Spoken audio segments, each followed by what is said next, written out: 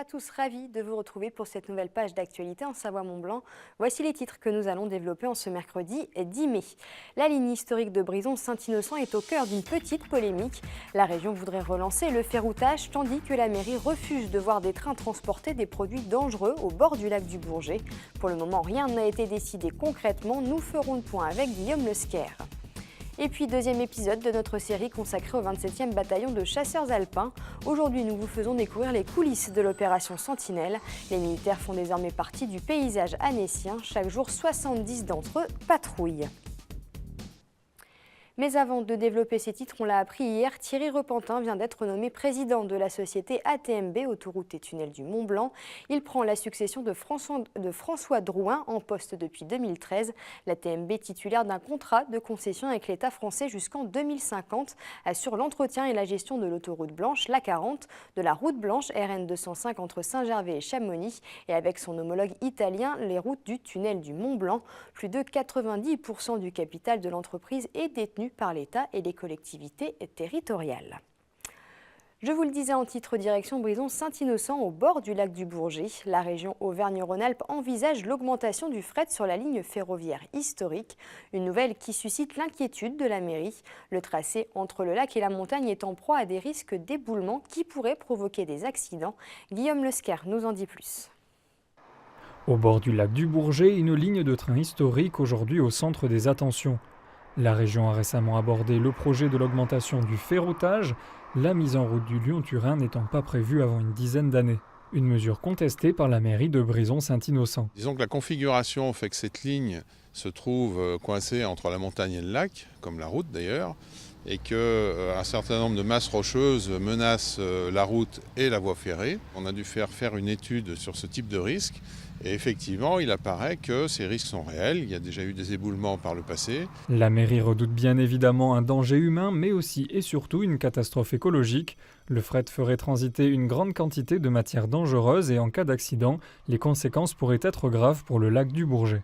La route a été interdite aux matières dangereuses, aux poids lourds et aux matières dangereuses. Et en fait, on va retrouver ces poids lourds, ou en tous les cas leurs remorques, sur les trains au même endroit, quoi. Donc bien sûr qu'une masse de rochers suffisante pourrait tout à fait emmener un wagon dans le lac et faire qu'il y ait des diffusions de produits dangereux dans le lac, quoi. Il faut quand même savoir que l'essentiel de l'alimentation en eau de la ville d'Aix-les-Bains et des communes voisines se fait par le lac et qu'une pollution majeure dans le lac créerait un problème majeur pour cette raison-là, pour la faune, pour la flore, pour toutes les activités qui y sont associées, la pêche, le tourisme, etc., quoi. À cela viendrait aussi s'ajouter le problème des nuisances sonores. Pour faire barrage, plusieurs réunions ont été organisées et Dominique Dor, président du Grand Lac, a annoncé sa solidarité avec les maires des communes concernées. La région de son côté ne s'est pas exprimée sur le sujet. Notez enfin qu'aucune date ni aucun chiffre n'ont pour l'instant été communiqués. Vendredi dernier a eu lieu l'inauguration de l'Emanis à Genève. Cette structure est l'association des entreprises de transport ferroviaire SNCF et CFF. Elle a pour but de centraliser les modalités d'exploitation du futur Léman Express. Le RER devrait ouvrir en 2019. Il reliera 45 gares sur 230 km de ligne et desservira plus d'1 million d'habitants de part et d'autre de la frontière franco-suisse. L'Emanis a pour objectif de chapeauter le projet pour le mener à bien, mais il s'occupera aussi de l'aspect marketing. On écoute Mario Vérenne et Armel Logier au micro de Guillaume Lesquer. Faire ça plus simple, plus simple non. Ça va certainement amener aussi un nouveau produit, une ouverture de la région, qu'elle soit économique, culturelle et sociale, puisque finalement cette région vit déjà sans frontières. Le train marquera aussi ce point d'effacer cet effet frontière aujourd'hui et le manque d'une infrastructure ferroviaire adéquate. Avec la nouvelle infrastructure du Sévran, ça permettra justement d'ouvrir cela et de vraiment ouvrir aussi la région et la mobilité de demain de ce passage. C'est l'Emanis qui portera en fait toute la promotion et le développement de Léman Express. Donc le futur client s'adressera à l'Emanis pour avoir des renseignements sur Léman Express et sur la future desserte, les futurs tarifs, etc. etc. Voilà. Par contre, effectivement, dans l'avancée du projet, ça ne change rien, on continue les travaux comme ils sont engagés aujourd'hui. Nous vous en parlions la semaine dernière, c'est une terrible nouvelle pour les vins de Savoie. Les dernières gelées ont détruit une grande partie des pieds de vigne du territoire. Abîme, Jacquère, Mondeuse ou encore Pinot, autant de cépages qui pourraient bien pâtir du climat. Aujourd'hui, les exploitants se tournent vers leurs élus pour solliciter des aides, mais le mal est fait. La cuvée 2017 sera réduite à peau de chagrin. On fait le point avec Emmanuel Jaude. Depuis la fin de la semaine dernière, les producteurs de vins de Savoie ont du mal à garder le sourire. Et pour cause, les dernières chutes des températures ont gelé près de 40% des pieds de vigne autour de la commune des Marches. Ici, on estime que le préjudice s'estime à une perte de 100 000 bouteilles sur la récolte 2017, du jamais vu depuis les années 60. C'est pas encore chiffrable, mais il y a des appellations comme les abîmes qui risquent peut-être de chiffrer à 40% de moins de récolte. Après, les autres, à Promont, ça va se situer c'est encore pas tout évalué, entre 10 et 20%.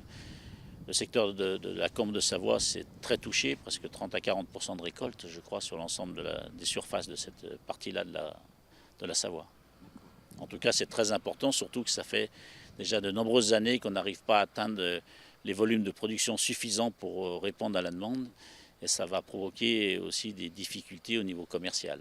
Du coup, la filière s'organise. Du côté du syndicat de la profession, on tente d'alerter les élus pour débloquer une compensation financière. Mais pour certains producteurs dont les récoltes ont été touchées par le gel à plus de 80%, c'est toute la pérennité financière de l'exploitation qui est remise en cause, aide départementale ou pas. On fait appel au pouvoir public pour qu'ils mettent en place les mesures nécessaires pour soutenir ces viticulteurs qui, sans une aide, ne pourra pas passer le cap d'une récolte amputée. Donc moi j'en appelle à leur soutien, à mobiliser de fonds de calamité agricole auxquels on nous a déjà répondu qu'on ne pouvait pas mobiliser parce qu'on a une culture qui est assurable, contrairement par exemple à l'arboriculture. C'est une incompréhension de notre part et pour moi, je dis il y a un cas de force majeure pour ces situations-là extrêmes et il faut absolument que ce fonds soit mobilisé pour venir en aide à ces viticulteurs.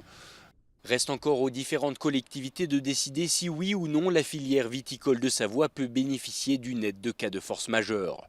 Une chose est sûre, cet épisode de gel restera dans les annales et impactera jusqu'aux consommateurs dont les bouteilles de vin seront vraisemblablement plus onéreuses pour la cuvée 2017. Deuxième épisode de notre série consacrée au 27e bataillon de chasseurs alpins. Aujourd'hui, nous nous intéressons à l'opération Sentinelle. Vous le savez, la France est en état d'urgence. Chaque jour, 70 soldats du 27 sont engagés sur cette opération sur différents sites. Nous les avons suivis durant l'une de leurs patrouilles. Ils font désormais partie du paysage. Les militaires de l'opération Sentinelle patrouillent chaque jour dans les rues annéciennes. Le but, dissuader tout acte malveillant et protéger la population en cas de besoin. Une surveillance demandant un dispositif bien précis. C'est une disposition spécifique pour éviter toute agression entre nous. On appelle ça la triangulation et c'est la meilleure formation qui puisse exister pour ce genre de patrouille. Quand on patrouille comme ça, comme vous avez pu le voir, je me retourne de temps en temps pour voir comment vont mes gars, où sont mes gars. Et justement, ça permet d'avoir un œil sur un passage, une personne qui passe à côté de nous ou autre. Voilà, on reste toujours quand même assez veillant à ce genre de contexte. Le chemin des patrouilles est modifié tous les jours. Les manifestations et événements sont particulièrement surveillés, tout comme les lieux de culte ou les écoles. Une mission pas toujours évidente. Ce qui est difficile dans cette mission, c'est de tomber au bon moment, au bon endroit. Ça restera toujours de l'imprévu. Et c'est pour ça qu'on se renseigne sur les gros points de rencontre. Ces patrouilles sentinelles font maintenant partie du quotidien de ces militaires. Les nouvelles recrues sont parfois mises très vite sur ces opérations tant l'état d'urgence en France le demande.